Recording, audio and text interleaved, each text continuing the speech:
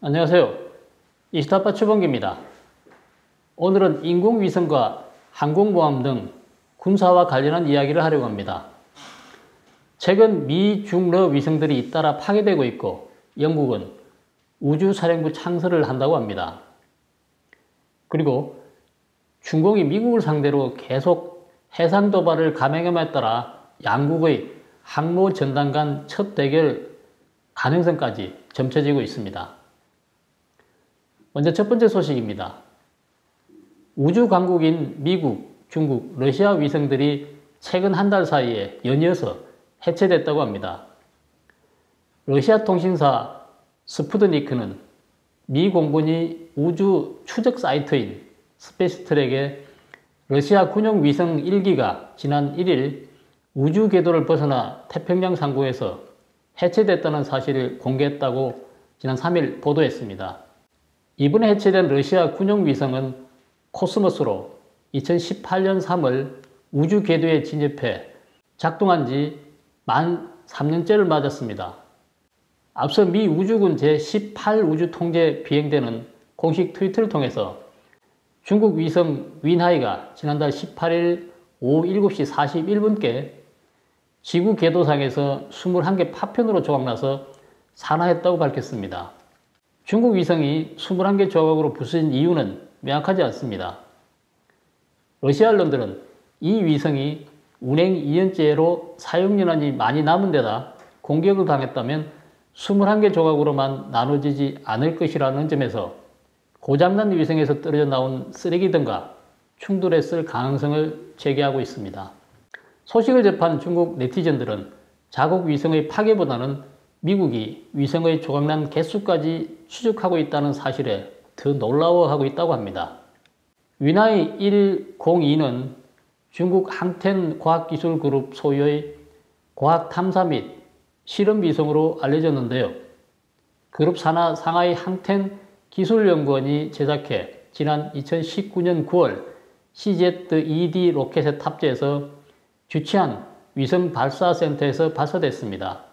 윈하이 1-02는 대기 해양 환경 요소 탐사, 공간 환경 탐사, 재해 방지와 과학 실험 등에 주로 사용되는 것으로 알려졌습니다.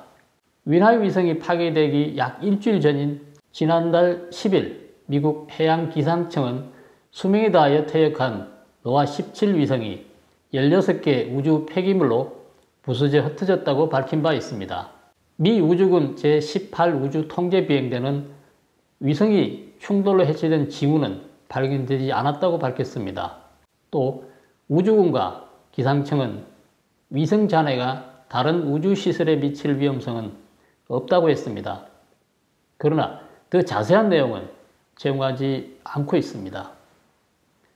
미국과 중국의 위성이 불과 일주일 정도 차이를 두고 자연히 파손됐다는 소식이 전해지자 중국 네티즌들은 상상력을 동원하기 시작했습니다.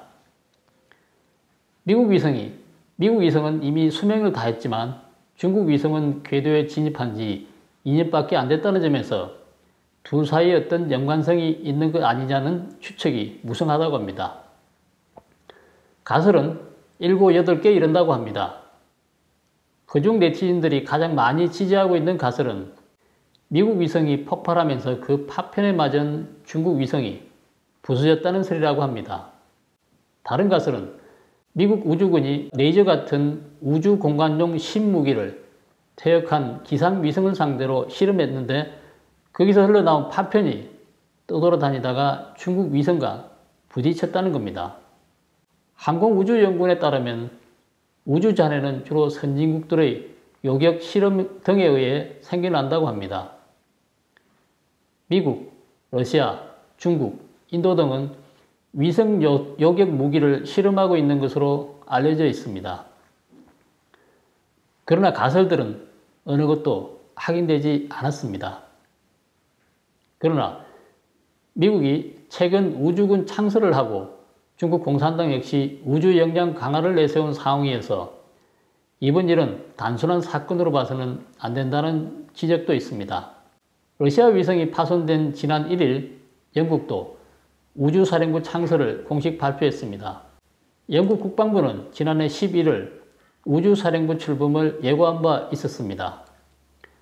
우주사령부는 영국 왕립공군산하 연합기관으로 편성되며 우주 인력을 육성하고 우주 장비를 운반, 운영하며 영국의 우주작전을 주도하게 됩니다. 영국 왕립공군 참모총장 마이크 위거스턴 경은 지난 31일 우주 영역에서 적으로부터의 위협이 날로 커지고 있다며 영국은 중요한 우주 기반 이익을 지키기 위해 더 많은 자원을 투입해야 한다고 말했습니다. 위거스턴 참모총장은 전쟁이 우주에서 시작되지 않을 수도 있지만 길지 않은 시간 내에 전장이 우주로 확대되고 선구 역시 우주에서 날 것으로 확신한다고 말했습니다.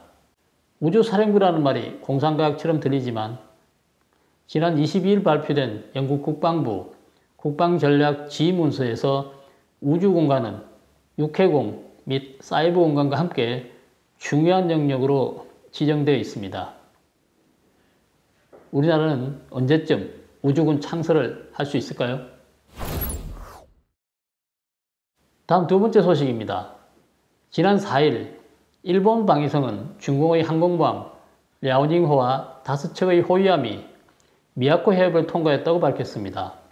이번 중공 항공모함 출동은 동해와 태평양에서 군사적 긴장을 초래하고 미군과의 충돌 가능성도 배제할 수가 없습니다. 중국의 싱크탱크인 남중국해 전략태세 감지 계획은 미국 루스벨트 항모전단이 말라카 해협을 거쳐 남중국해로 들어왔다고 밝혔습니다. 그러나 중국 국방부는 이에 대해 침묵하고 있습니다. 중공이 도발 수위를 한층 높일 것으로 예상한 미군은 사전에 여러 시나리오를 마련해 놓고 중공이 과연 어떤 선택을 할지 지켜보고 있는 것 같습니다. 가장 직접적인 대응 방법은 루스벨트 항모전단을 출동시켜서 중공의 라닝호 항모전단을 직접 압박하는 것입니다. 만약 이렇게 되면 미중 항공모함이 태평양에서 첫 충돌을 하게 되는 셈입니다. 중공군은 아마 이 일을 오랫동안 꿈꿔왔겠지만 속으로는 굉장히 두려워하고 있을 것입니다. 라닝호가 탑재할 수 있는 함재 전투기는 대략 20대에서 22대일 것으로 추정됩니다. 그런데 젠15 함재 전투기가 너무 무거워서 탄도를 싣지도 못하고 기름도 가득 채울 수 없다고 합니다. 그래서 장시간 운행을 하려면 반드시 공중 급유를 받아야 한다고 합니다. 이런 전력으로는 세계 최강 미군 항공모함에 맞서기는 어려울 것으로 보입니다. 루스벨트호는 조기 경보 통제기, 최소 36대의 슈퍼 호넷 전투기, 그 외 각종 헬리콥터 등 총 약 90대의 항공기가 탑재되어 있기 때문이죠. 만약 루스벨트호가 정말로 라닝호의 잠재적 항로를 겨냥해서 직접적으로 해상 대치를 선택한다면 중공 항모의 실제 전력과 훈련 수준을 가늠할 아주 좋은 기회가 될 것입니다.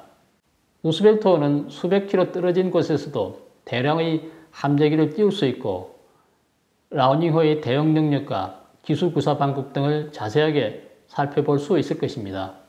루스벨트호와 라닝호의 직접적인 대치는 오스틴 미 국방장관의 선택에 달린 것으로 보입니다. 만약 그가 강경하게 대응하기를 원한다면 루스벨트호의 라닝호를 직접 압박하라고 명령할 것입니다.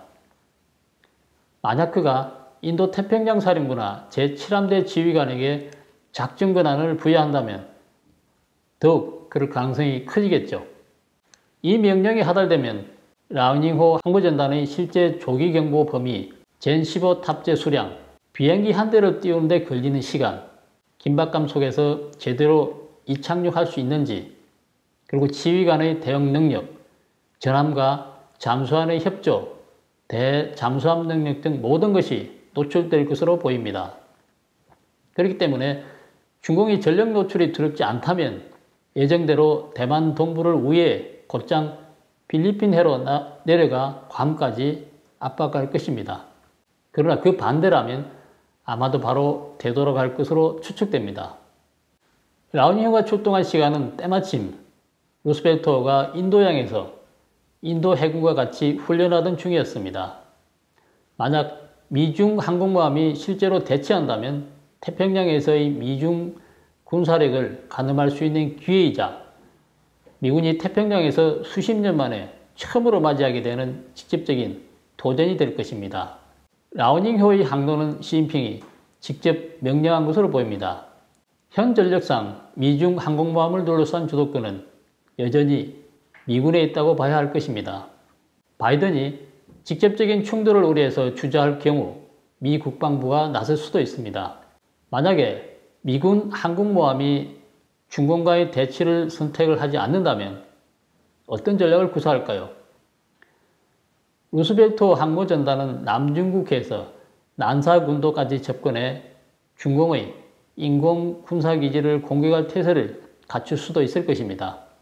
그리고 강습 상륙 함대에 해병대가 타고 있다면 마찬가지로 시진핑의 심기를 건드려 놓을 수 있을 것입니다. 미군 폭격기와 전투기가 동해에 대한 모의 공격을 하는 동시에 남해로 날아가 미군 정찰기가 중공 연안의 다른 군사기지에 접근하는 것도 가능할 것입니다. 라오닝호는 갑작스럽게 출동했지만 미군 역시 이 같은 상황을 충분히 예측했을 것입니다. 다만 태평양에서 중공의 공개적인 도전에 미군도 약간은 동조했을지 모릅니다. 중공의 항공모함 출동으로 태평양에서의 미중 간 군사적 대립은 새로운 국면을 맞고 있는 게 분명합니다. 현재로서는 두 강대국 간 가상 군사 대결이지만 실제 상황으로 전개될 가능성도 배제할 수 없습니다. 이 경우 우리나라도 직간접적으로 영향을 받을 것으로 예상됩니다. 두 나라 간 무력 충돌 시 우리 정부와 군은 과연 어떤 입장을 취할까요? 아마도 모든 분들이 이 점을 매우 궁금해 하실 겁니다. 오늘 이슈타파 방송은 여기까지 하겠습니다. 구독, 댓글, 좋아요를 눌러주시고 지인들과 공유해 주시기 바랍니다. 후원도 많이 해주시기 바랍니다. 감사합니다.